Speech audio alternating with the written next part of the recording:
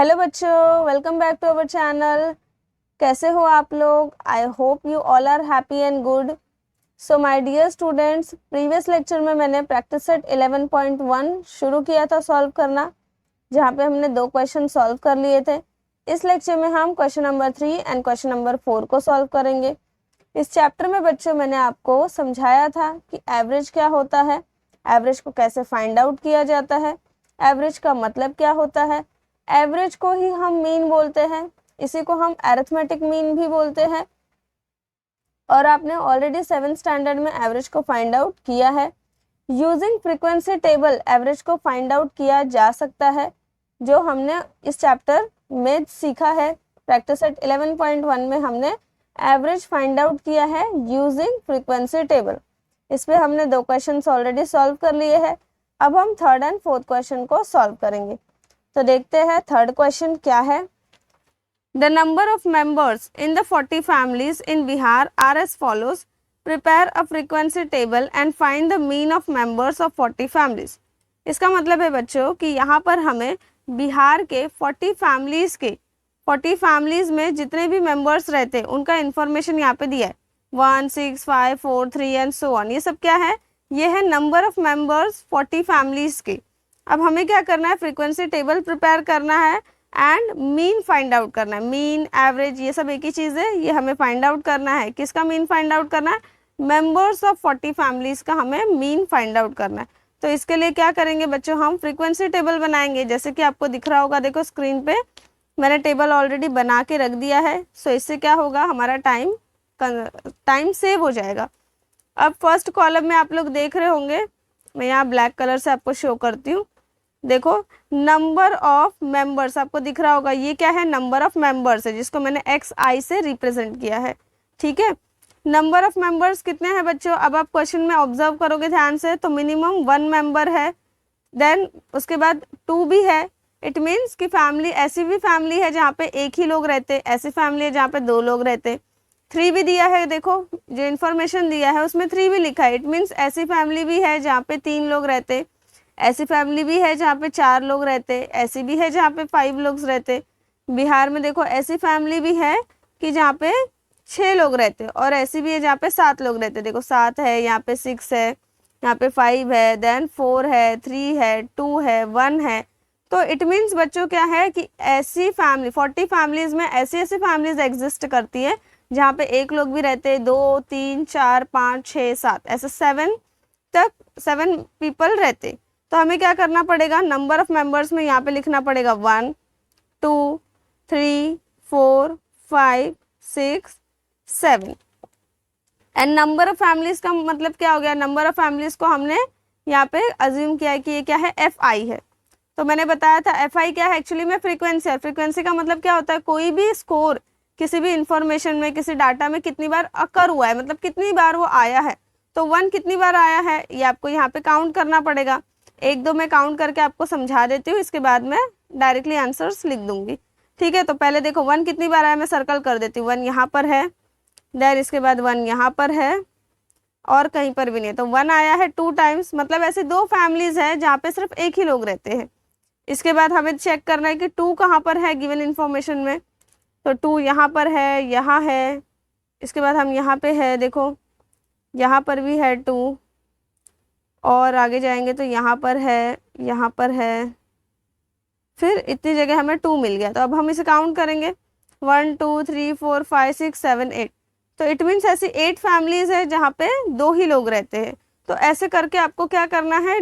Given data में count करना है। ठीक है, और आपको ये टेबल फिल करना है, मतलब ये जो सेकंड वाला कॉलम है इसको आपको फिलअप करना है इंफॉर्मेशन से काउंट करके।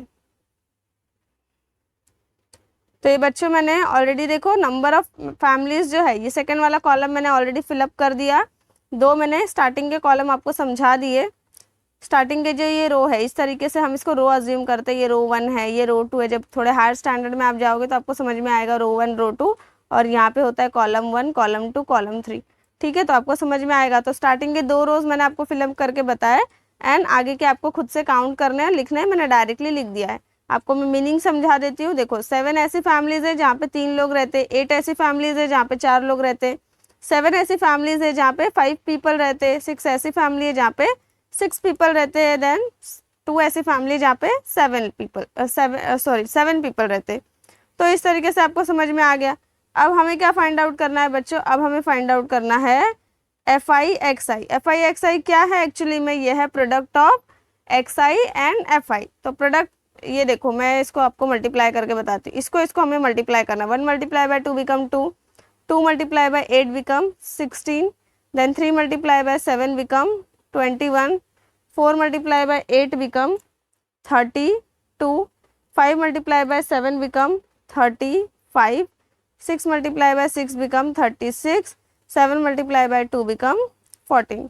और इस तरीके से मल्टीप्लिकेशन का साइन नहीं लगाना है, ये सिर्फ समझाने के लिए किया था, इसलिए इरेज कर रही हूँ मैं, ठीक है। अब इसके बाद बच्चों हम क्या करेंगे, ऐड कर देंगे। यहाँ पे n क्या हो जाएगा, n हो जाएगा 40, क्योंकि नंबर ऑफ फैमिलीज क्वेश्चन में कितनी है, 40 है।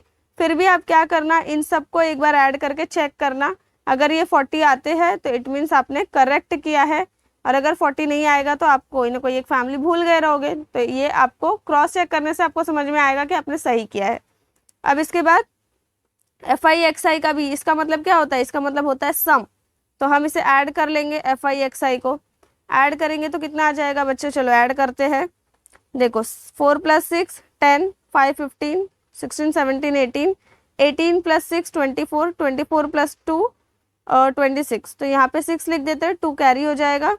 देन 1 3 4, 4 3 7, 7 3 10, 10 12 13 और ये 2 15। तो 156 हमारा क्या आ गया बच्चों, ये आ गया 156 समेशन ऑफ FI XI। अब इसके बाद हमें क्या करना है, मीन फाइंड आउट करना है। तो यहाँ पर मैंने देखो मीन ऑलरेडी लिखा है, फॉर्मूला लिख देती हूँ, summation of FI XI divide by n which is equal to 156 divide by 40। अब इसको डिवाइड करना होगा, तो यहाँ पे साइड में डिवाइड करके मैं आपको शो करती हूँ। देखो 40 से डिवाइड करेंगे। अब 40 के टेबल में हमें चेक करना है 156 आता है या नहीं। तो 44 कितना होता है, 160 होता है, 156 से ये बड़ा है, तो हम 43 ले लेते हैं। सो 43 हो जाएगा 120, तो 3 लिख देते हैं यहाँ पे, 120 यहाँ लिख देते। सब्ट्रैक्ट करेंगे तो कितना आएगा बच्चों, 6 में से 0 चला गया तो 6 ही आएगा, 5 में से 2 चला गया तो 3, और ये तो 0 है तो लिखने की ज़रूरत नहीं है। अब यहाँ डेसिमल पॉइंट लगाएंगे, एक 0 यहाँ लिख देंगे, इसी 0 को हम शिफ्ट करेंगे, ठीक है। तो हमारा जो रिमाइंडर है वो बन गया 360। क्वोशंट में भी आपको एक डेसिमल पॉइंट लगाना पड़ेगा। अब आप चेक करो 36 कितने टाइम में आता है, 4 के टेबल में 9 टाइम्स में। तो 49 होगा, क्योंकि 4 के टेबल में 9 टाइम्स में आता है ना बच्चों 36। तो क्या हो जाएगा, 40 मल्टीप्लाई बाय 9 हो जाएगा 360।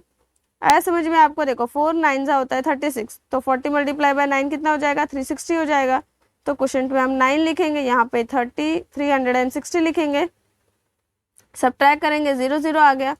इट मीन्स एवरेज कितना आएगा बच्चों, एवरेज आएगा 3.9, ठीक है। बार बार मैं एवरेज बोलती हूँ क्योंकि मुझे हैबिट है।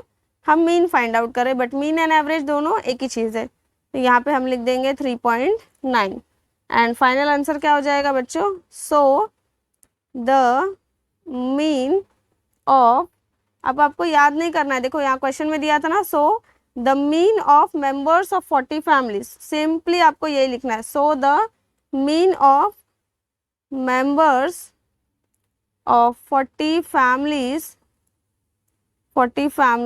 is 3.9। आई होप कि बच्चों आपको अच्छे से समझ में आया होगा। ये कॉलम वगैरह मैं इरेज कर देती हूँ, ठीक है। ये हमारे सॉल्यूशन का पार्ट नहीं है। अब ये पूरा सॉल्यूशन आपके सामने दिख रहा होगा। आई होप कि आपको अच्छे से समझ में आया होगा। अगर आपको समझ में आता है और वीडियो पसंद आता है तो प्लीज़ प्लीज़ प्लीज़ वीडियो को लाइक करिए एंड चैनल को सब्सक्राइब करिए। Okay my dear students, now see the 4th question. The number of science and mathematics projects submitted by Model High School, Nandapur in last 20 years at the state level science exhibition is 2, 3, 4, 1, 2 and so on. Prepare a frequency table and find the mean of the data. हमें क्या करना है बच्चों, given information का frequency table prepare करना है and mean find out करना है यूजिंग फ्रीक्वेंसी टेबल। तो यहाँ पे बच्चों मैंने क्या किया है, देखो 3 कॉलम बना दिए हैं। नंबर ऑफ प्रोजेक्ट्स है XI, जिसको हम XI डिनोट करेंगे, फ्रीक्वेंसी FI डिनोट करेंगे, and then FI XI it means product of frequency and number of projects का। अब यहाँ पे बच्चों आपको पहले तो इन्फॉर्मेशन को ध्यान से देखना है। 2 3 4 1 2 ये जो दिया हुआ है डाटा, ये सब क्या है बच्चों, ये सब नंबर ऑफ प्रोजेक्ट्स है, ठीक है। तो मॉडल हाई स्कूल ने लास्ट 20 ईयर्स में जितने भी प्रोजेक्ट्स सबमिट किए, ये उसका इन्फॉर्मेशन है। तो 2 क्या है बच्चों, 2 ये नंबर ऑफ प्रोजेक्ट्स है, इट मीन्स किसी साल उन लोगों ने 2 ही प्रोजेक्ट सबमिट किए थे। 3 क्या है, ये भी नंबर ऑफ प्रोजेक्ट्स है, इट मीन्स कोई तो एक साल होगा, ऐसे एक ही नहीं होगा। ऐसे देखो 3 कितने टाइम्स दिया है, यहाँ पे 3 बहुत बार दिया ना, तो ऐसे भी कुछ ईयर्स होंगे जहाँ पे उन लोगों ने मतलब मॉडल हाई स्कूल ने क्या किए, 3 प्रोजेक्ट सबमिट किए। ऐसे भी ईयर्स होंगे, ठीक है, ऐसे भी नंबर ऑफ ईयर्स होंगे जहाँ पे मॉडल हाई स्कूल ने एक ही प्रोजेक्ट सबमिट किया, क्योंकि देखो 1 दिख रहा है ना डाटा में। ऐसे भी नंबर ऑफ ईयर्स होंगे जहाँ पे मॉडल हाई स्कूल ने 2 प्रोजेक्ट सबमिट किए। इसके बाद 3 दिया है क्वेश्चन में, तो ऐसे भी ईयर्स होंगे जहाँ पे 3 प्रोजेक्ट सबमिट हुए।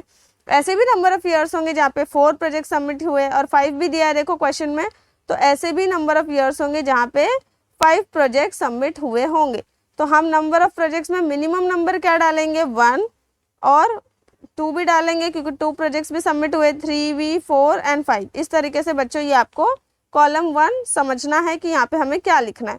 देन फ्रीक्वेंसी मतलब कितनी बार 1 आया है, 2 आया है क्वेश्चंस में, तो 1 कितनी बार आया है, देखो 1 यहाँ हम काउंट करेंगे, यहाँ पर है, यहाँ पर है, यहाँ पर है, तो 1 कितनी बार आया बच्चों, 3 टाइम्स आया।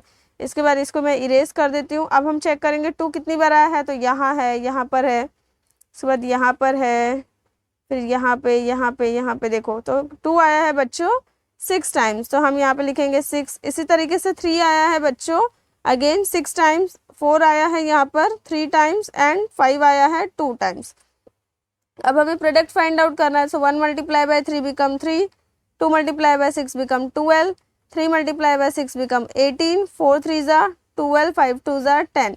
अब इन सबको ऐड करेंगे बच्चों, हम ऐड करेंगे तो देखो क्या हो जाएगा, ये 12 और ये 18 कितना हो गया, 30, 10 20 22 और ये 3, तो 22 प्लस 3 बच्चे होता है 25, 25 प्लस 30 कितना हो जाएगा, 55।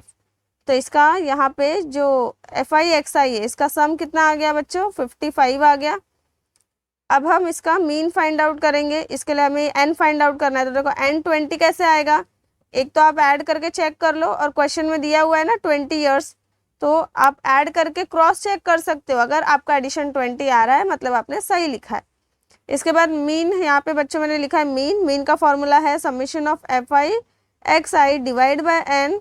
FI XI का समीशन कितना है, 55, डिवाइड करेंगे 20 से। अब मैं यहाँ पे साइड में डिवाइड करके आपको शो करती हूँ। देखो 20 3 ज़ा होता है 60, सो 22 ज़ा ही हमें लेना होगा, 22 ज़ा यहाँ लिख देंगे 40, सब्ट्रैक्ट करेंगे तो 15 आ जाएगा, यहाँ डेसिमल लगाएंगे, एक 0 लिख देंगे, इसी 0 को हम शिफ्ट करेंगे रिमाइंडर में, तो रिमाइंडर 150 हो गया। क्वोशंट में भी हम डेसिमल लगा देंगे।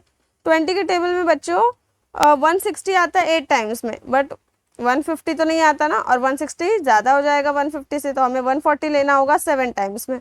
तो मैं यहाँ लिख दूंगी 140, सब्ट्रैक्ट करूँगी तो यहाँ पे बच्चों 10 आ जाएगा, फिर से एक 0 यहाँ लिख के इसी को शिफ्ट करूँगी रिमाइंडर में, तो ये रिमाइंडर बन गया 100, 25 ज़ा हो जाता है बच्चों 100। अब यहाँ पे रिमाइंडर 0 हो गया, क्वोशंट आ गया यहाँ पे 2.75। तो मीन क्या आ गया बच्चों, मीन आ गया यहाँ पे 2.75। हिंस यहाँ पे हमें लिखना पड़ेगा बच्चों, hints the mean of the data is 2.75, मतलब जो डाटा, जो इन्फॉर्मेशन हमें गिवन है उसका मीन है 2.75। तो यहाँ पे बच्चों हो गया हमारा 3rd and 4th question solve करके प्रैक्टिस सेट 11.1 का। आई होप कि आपको समझ में आया होगा। वीडियो पसंद आए तो वीडियो को लाइक करिए, सब्सक्राइब करिए चैनल को, एंड अपने फ्रेंड्स के साथ भी वीडियो को शेयर करिए। And thank you for watching this video. मिलते हैं अब नेक्स्ट लेक्चर में एक नए प्रैक्टिस सेट के साथ।